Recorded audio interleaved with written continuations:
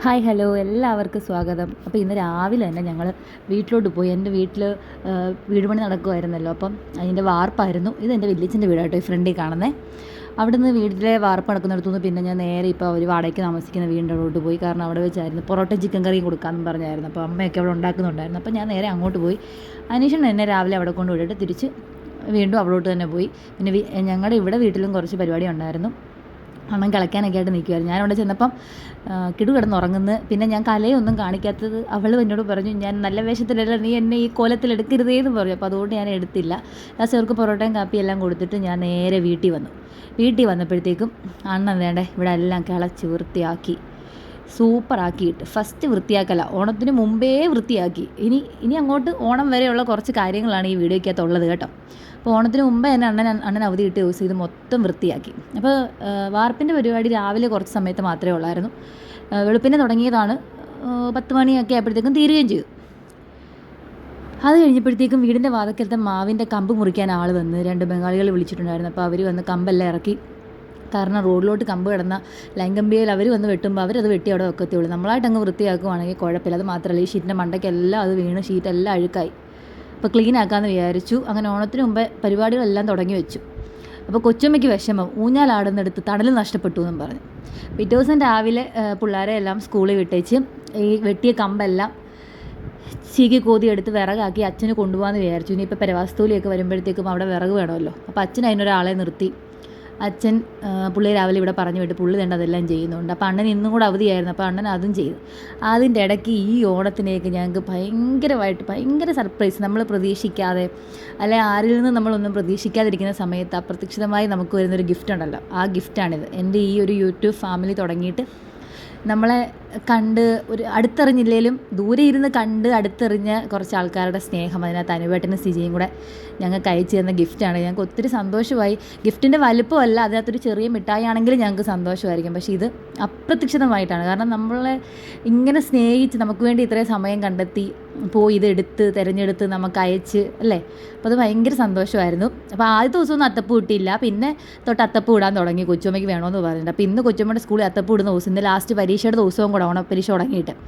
അപ്പോൾ അണ്ണൻ വൃത്തിയാക്കിയെങ്കിലും അണ്ണൻ കുറച്ചേ വൃത്തിയാക്കിയുള്ളൂ. ബാക്കിയെല്ലാം വൃത്തിയാക്കാൻ ഇപ്പോൾ അണ്ണന് സമയമില്ലാത്തതുകൊണ്ട് 2 അച്ഛന്മാരെ വിളിച്ചു. അവർ വന്ന് വീടിൻ്റെ ഫ്രണ്ട് വശവും ബാക്കി വൃത്തിയാക്കിയിട്ടെങ്കിലും പിന്നീട് മഴയായപ്പോഴത്തേക്കും പെട്ടെന്ന് പുല്ല് കയറും. അപ്പോൾ അതെല്ലാം അവർ വന്ന് ചെയ്തു. ഞാൻ പിള്ളേരെ എല്ലാം പറഞ്ഞു വിട്ടിട്ട് പിന്നെ അവർക്ക് കാപ്പിയെല്ലാം കൊടുത്ത് ഇനി അവർക്ക് കഞ്ഞി കൊടുക്കണം. അപ്പോൾ കുറച്ച് പാത്രമൊക്കെ ഉണ്ടായിരുന്നു, അതെല്ലാം ഷടപടന്നെല്ലാം കഴുകി വൃത്തിയാക്കി കഞ്ഞി അസ്ത്രവും രാവിലെ കൊടുത്തു. പിന്നെ അവർക്ക് ചോറ് കൊടുത്ത് അവരും പോയി. പിറ്റേ ദിവസം രാവിലെ സ്കൂളിൽ ഓണപ്പരിപാടിയായിരുന്നു.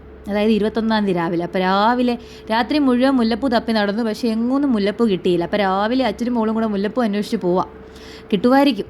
എങ്ങാണ്ടൊക്കെ പോയി ഒപ്പിച്ച് ലാസ്റ്റ് കവലയിൽ എങ്ങാണ്ട് ചെന്നപ്പോഴത്തേക്കും പൂ കിട്ടി. അവിടുന്ന് അച്ഛനും മോളും കൂടെ പൂവും മേടിച്ചുകൊണ്ട് വന്ന്. ഇല്ല, അവർക്ക് പൂവില്ല എങ്ങും. അപ്പോൾ ഓണപ്പരിപാടിക്ക് പൂ വേണ്ടേ. അപ്പോൾ പിന്നെ കുറച്ച് അത്തപ്പൂ ഇടാനുള്ള പൂവും കൂടെ മേടിച്ച് കൊച്ചുമ്മ അത്തപ്പൂ ഇടാൻ തുടങ്ങി. അത്തം തൊട്ടൊന്നും അത്തപ്പൂ ഇട്ടില്ല. കൊച്ചമ്മയുടെ ഒരു ആഗ്രഹത്തിന് പിന്നീട് ഇട്ടതാണേ. പിന്നെ കൊച്ചമ്മയുടെ കൈയുടെ ഫ്രണ്ടിൽ ബാക്കിൽ വരച്ചു, ഫ്രണ്ടിൽ വരച്ചില്ല. അപ്പോൾ അതുകൂടെ മൈലാഞ്ചി എല്ലാം സെറ്റാക്കി കൊടുത്ത് പിന്നെ പട്ടോടൻ ബ്ലൗസും എല്ലാം തേച്ച് ഈ പട്ടോടൻ ബ്ലൗസും എല്ലാം ഇട്ടപ്പോഴത്തേക്കും ഒരുപാട് സന്തോഷം. സിജി, അനുപേട്ട, ഒപ്പം എൻ്റെ യൂട്യൂബ് ഫാമിലിയിലെ എല്ലാവർക്കും, എല്ലാ കൂട്ടുകാർക്കും ഹാപ്പി ഓണം. ഞങ്ങളുടെ ഈ ഒരു ചെറിയ സന്തോഷത്തിന്, ചെറിയതല്ല, ഇത് വലിയ സന്തോഷമായിരുന്നു. നിങ്ങൾ കാരണമായി. അല്ലെങ്കിൽ ഇപ്പം നിങ്ങളോടൊപ്പം ആണല്ലോ കൂടുതൽ സമയം ഇരിക്കുന്നത്. അപ്പോൾ യൂട്യൂബ് ഫാമിലിയിലെ ഓരോരുത്തർക്കും, എൻ്റെ ഫാമിലി പോലെയുള്ള എല്ലാവർക്കും താങ്ക് യു സോ. നിങ്ങൾ ഓരോരുത്തർക്കും കേട്ടോ, എല്ലാവർക്കും താങ്ക് യു. അപ്പോൾ ഡ്രസ്സൊക്കെ സൂപ്പറായി. ഇത് ഞങ്ങളുടെ അക്കടെ കൈ കൊടുത്താണ് തയ്പ്പിച്ചത് കേട്ടോ. അനീഷിൻ്റെ ഒരു അനന്തരവൾ തയ്ക്കുന്നുണ്ട്. അപ്പോൾ അവിടെ കൊടുത്തിട്ടാണ് തയ്പ്പിച്ചത്. അവിടെ നിന്ന് ഒരുങ്ങി എല്ലാം ഇറങ്ങി കുറച്ച് ഫോട്ടോസൊക്കെ എടുത്ത് അനുമോനൊരു ഡാൻസൊക്കെ കളിക്കാനുള്ളതെല്ലാം എടുത്ത് അവിടുന്ന് വണ്ടി വരാൻ വേണ്ടി 2 പേരൂടെ നോക്കിയിരിക്കുക. അപ്പോൾ അനുമോൻ്റെ സ്കൂളിൽ യൂണിഫോം അവിടെ ചെന്നിട്ടേ യൂണിഫോം മാറി അവിടുന്ന് വേണം ഇടണമെന്നാണ് പറഞ്ഞേക്കുന്നത്. പക്ഷേ ഞാൻ ഇന്നലെ തിരക്കിനിടയ്ക്ക് യൂണിഫോം കഴുകാൻ മറന്നുപോയി. അതുകൊണ്ടാണ് വീട്ടിൽ നിന്ന് ഇട്ടുകൊണ്ട് പോയത്. ഞാൻ ടീച്ചറിനെ വിളിച്ച് പറഞ്ഞിട്ടുണ്ട്. പിന്നെ കൊച്ചുമ്മയുടെ സ്കൂളിൽ ചെന്ന് ഞാൻ വിളിക്കാൻ പോയി 12:30 ആയപ്പം. അവിടെ ചെന്നപ്പോൾ എനിക്ക് ഒരു ഗ്ലാസ് പായസം കിട്ടി.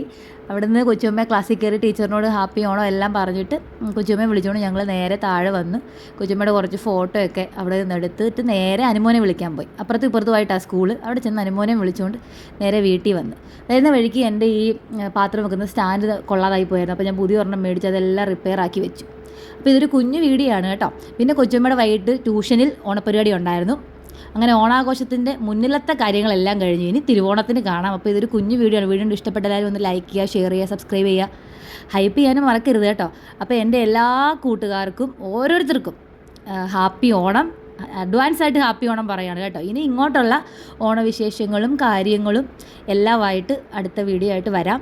അപ്പോൾ അതുവരെ എല്ലാവർക്കും ഹാപ്പി ഓണം. എൻ്റെ കുടുംബത്തിൻ്റെയും ഹൃദയം നിറഞ്ഞ ഹാപ്പി ഓണം കേട്ടോ. എന്തെങ്കിലും തെറ്റുകുറ്റങ്ങളുണ്ടോ എന്ന് അറിയില്ല.